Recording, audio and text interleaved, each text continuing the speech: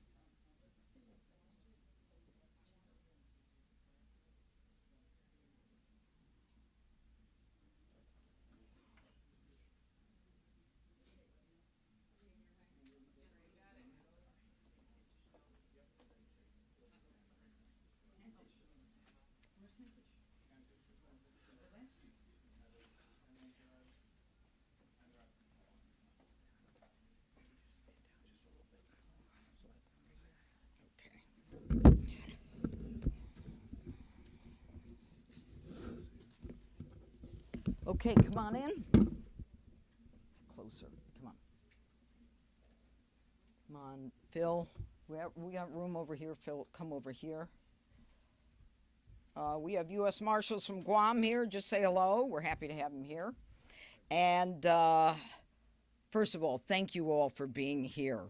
You have behind me a group of people who I think recognize today as the kind of day that reminds us why we do what we do. So, welcome to the United States Attorney's Office. I'm United States Attorney Janine Pirro. Every day in America, we lose innocent victims to violent criminals who seek to impose their violence on others. There is no timing, there is no warning. It's like a thunderbolt out of the sky. And suddenly, they are gone from us. And their families and friends and their community are left to suffer and wonder why.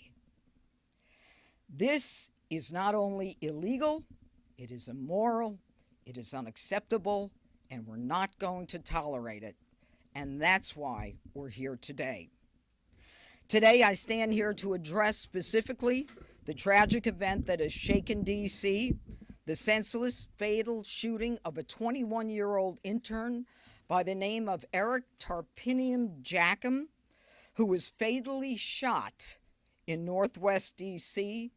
far too soon on June 30th of 2025. He was shot and killed at 10:28 at night. He was hit 4 times. The scene involved 2 rifles, 1 9mm, and 79 rounds on the ground. Eric was a rising senior at the University of Massachusetts Amherst. He was in the nation's capital, as many young people are, pursuing his passion for public service. He was interning for Representative Ron Estes, and he was an innocent bystander who was caught in a violent act that was not meant for him. He leaves behind his mother, Tamara, his father, Robert, his sister, Angela, and his brother, Jeremy. And his death is a stark reminder of how fragile life is and how violence too often visits us in the nation's capital. And this is why the president has vowed to make D.C. safe and beautiful. This is why the nation's the president is bringing together federal and local agencies to bring the force of the government against those who seek to destroy not only our quality of life, but our lives. And here to announce my thanks today to the Metropolitan Police Department. There are some real stars behind me who too often do not get the credit that they deserve. Right now, 2 individuals have been arrested, and this is a critical step toward justice. But our work is not done as we continue to seek a 3rd suspect in this case. Charges have been filed against 2 individuals. A 17-year-old juvenile by the name of Jalen Lucas. He is a juvenile, now charged in adult court. Another 17 years old, Kelvin Thomas Jr., another juvenile being charged in adult court, both of them charged with murder while armed under the D.C. Code 22-2101, which is murder in the 1st degree. Now, these juveniles have prior violent juvenile records in the family court. This is why, from day one, when I came here, I knew that we were missing a whole segment of criminals in D.C., in our nation's capital, because the D.C. Council thinks that these kids need to be protected. They don't need to be protected. They need to be made accountable, and we need to be protected. I am advocating and have advocated for jurisdiction over juveniles 14, 15, 16, and 17. They need to be brought into the criminal court so that we can prosecute them. Because if we do, we can prevent the murder that happened here based upon the histories of these 2 and the 3rd individual that I cannot talk about. Eric didn't deserve to be gunned down, and the system failed him. The system that felt that juveniles needed to be coddled. And it's bad enough to be gunned down on any street, but to be gunned down in our nation's capital is an outrage. This killing underscores why we need the authority to prosecute these younger kids, because they're not kids, they're criminals. They're violent criminals. We have to hold them accountable. We have to prevent them from robbing the innocence of their lives. Now I'd like to call upon the police chief, Pamela Smith. Good afternoon. Thank you, Judge Pirro. I'm pleased to be joined today by Mayor Muriel Bowser, the Mayor of Washington, D.C., and Judge Janine Pirro, and the members of the Metropolitan Police Department and our federal partners in announcing 2 arrests in the homicide of 21-year-old Eric Tarpinian Jackham. I'm joined today by members of the Metropolitan Police Department, Assistant Chief Ramey Kyle of our Investigative Services Bureau, Commander Kevin Kentish, who leads the Criminal Investigation Division, and Detective Gabriel Truby of the Homicide Division. This morning, Judge Pirro and I had the opportunity to speak with Eric's mother, and our thoughts and prayers remain with the family, and we hope news of these 2 arrests, and a 3rd one pending, I'm confident we'll get the 3rd one, gives Eric's loved ones some sense of peace as they continue to grieve a tremendous loss. Eric came to our city with a bright future ahead of him, interning in a role where he served the public on Capitol Hill. He deserved an opportunity to return home safely to his family, but was senselessly taken from his loved ones. From the night of June 30th, our detectives have worked countless hours, gathering evidence that ultimately identified these suspects. I want to thank Homicide Detective Truby and his colleagues at MPD's Homicide Branch for their outstanding work. I could not be more prouder to stand with Detective Truby this afternoon. This was a complex case that required high-level detective work, and that is exactly what our team delivered. This is the level of dedication these detectives pour into every homicide case in our city. I also want to thank the U.S. Attorney's Office and the FBI Washington Field Office for their assistance throughout the investigation, and our partners at the Capital Area Regional Task Force, which we call Cardiff, and the United States Marshal Service for their efforts locating and apprehending these suspects this morning. I hope today's arrest sends a message to individuals who choose to commit violence in our city. If you harm innocent victims in our community, we will hold you accountable. I will now turn it over to Commander Kentish, who will share brief details and facts about the case that he's able to share today. Good afternoon. I am Commander Kentish, Kevin Kentish, with the Commander of the Criminal Investigations Division. This morning, 17-year-old Kelvin Thomas Jr. of Southeast D.C. and 17-year-old Jalen Lucas of Northwest D.C. were placed under arrest by members of the Capital Area Regional Fugitive Task Force and United States Marshals.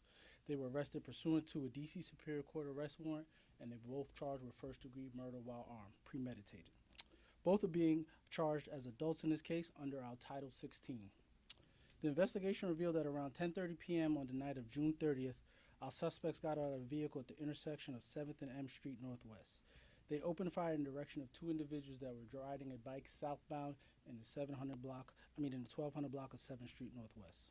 One of those individuals, a 16-year-old male, was injured as a result of the shooting. He ultimately survived. 20-year-old Eric Tarpenium Jackum and an adult female were also struck by gunfire. Neither were the shooter's intended target based on our investigation. Mr. Tarpenium Jackum was subsequently transported to a local area hospital where he was pronounced deceased. After the shooting, we know that our suspects re-entered the vehicle and fled the scene. Detectives determined that the vehicle had been stolen in Maryland days prior to the homicide.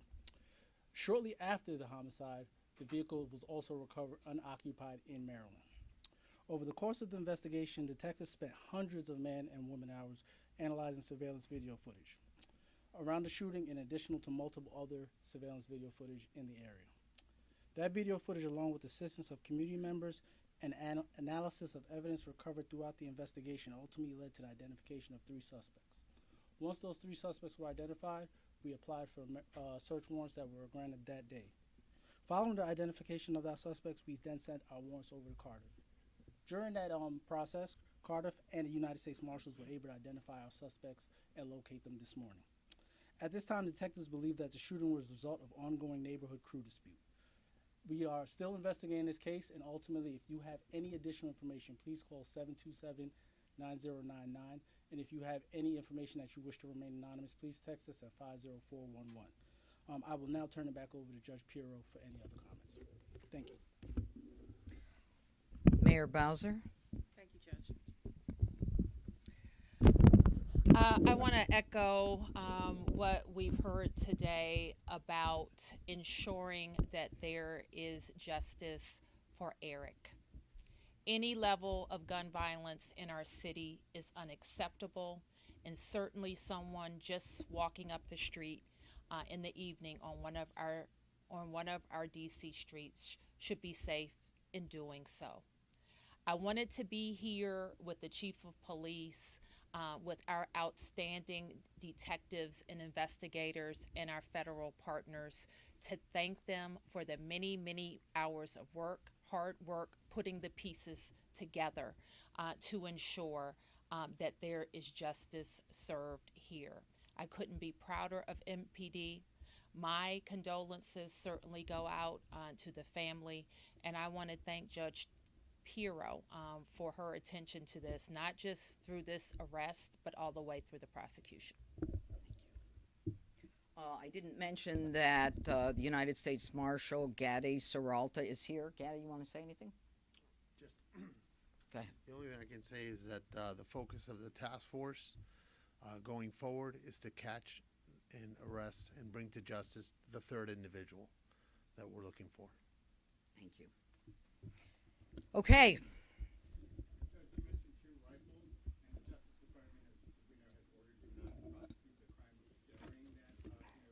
If you use a rifle in a crime, we prosecute you. No.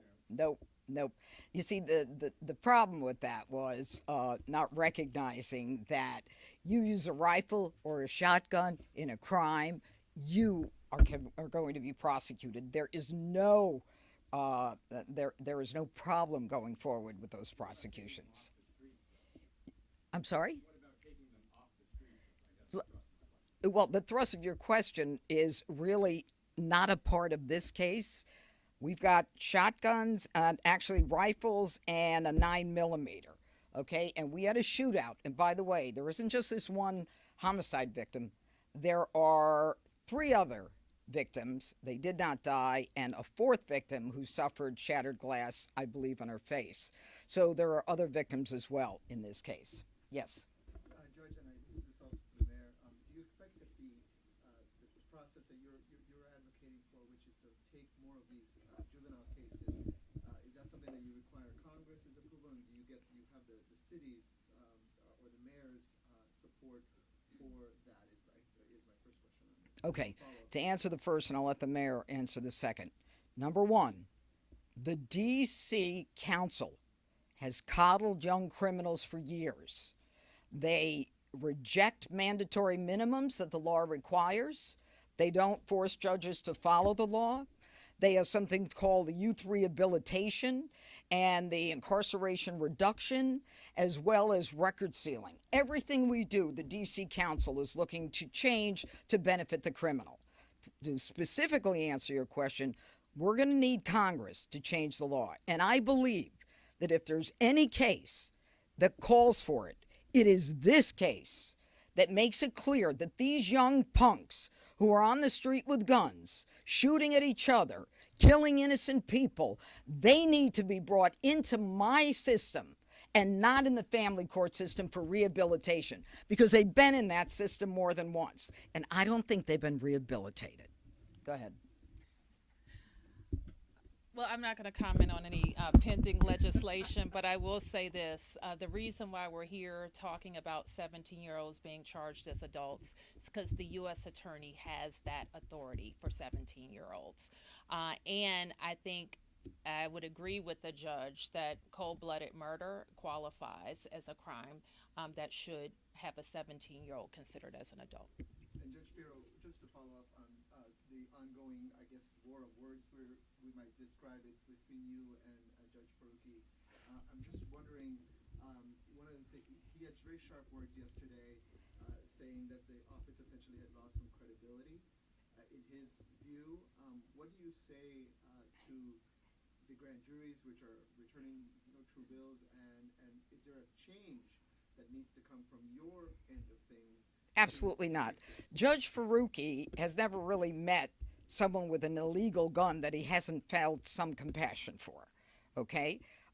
And I'm not going into grand juries and telling him what to do and what not to do. That is their prerogative. We are advisors to grand juries. We tell them what the law is. We present cases that are clearly based on the evidence. Okay, and you and I can go through every case, and I can show you how every element of the crime has been met, and then it's up to the grand jury to make a decision. But as far as I'm concerned, my job as a prosecutor is to bring criminals into court and to try to prove my case beyond a reasonable doubt. I'm not into going back and forth with judges. I was a judge, okay? That's not what I did as a judge. So we need to leave politics out of it. I'll do my job. He should do his job as a judge and leave his politics out of it. That's enough. Yeah. Yes. Just for clarification, the third suspect, are they also a juvenile, and will these suspects face additional charges in their plea? This case will be presented to the grand jury, and there will be more charges that were added. The other individual, I'm not going to get into identifying his age. I don't want to specify who he is.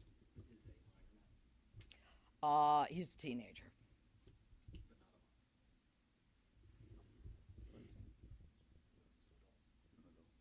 Yeah, I don't want to say. Do you want me to say his age? No. Yeah, not a minor. Not a minor.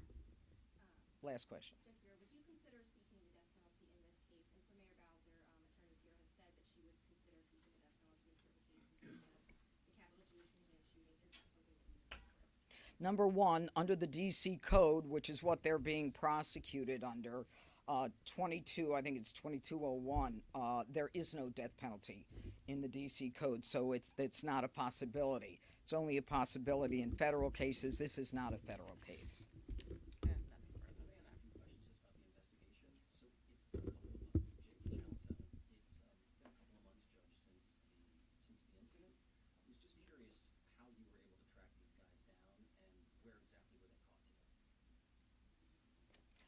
Wait, can you talk? I prefer not to. It's a little intimidating. Good afternoon. We were able to identify and track these suspects through various videos throughout the Washington, D.C. area. We did multiple interviews. We spoke with a lot of people.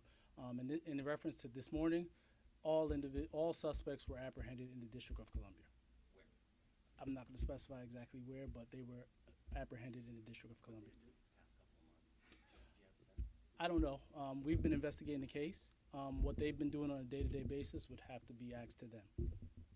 All right. I just want to mention two people. These are two of my homicide prosecutors, the best prosecutors in my office for this kind of case. And I'm very proud of them. They've been working on it day and night. This guy's a superstar, okay? He is a detective. I'm very proud of the work that we're able to do together with our law enforcement partners. This was a real joint effort. And with Phil, the FBI, this is how it's supposed to work. And it did work. Thank you for being here. Thank you. Truly. Good stuff. We can circle out. Oh, yeah. Thanks.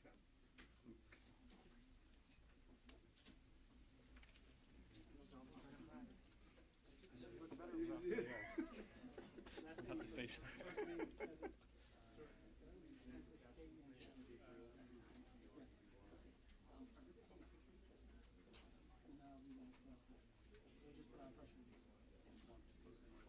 But they charged us adults, so we can release them.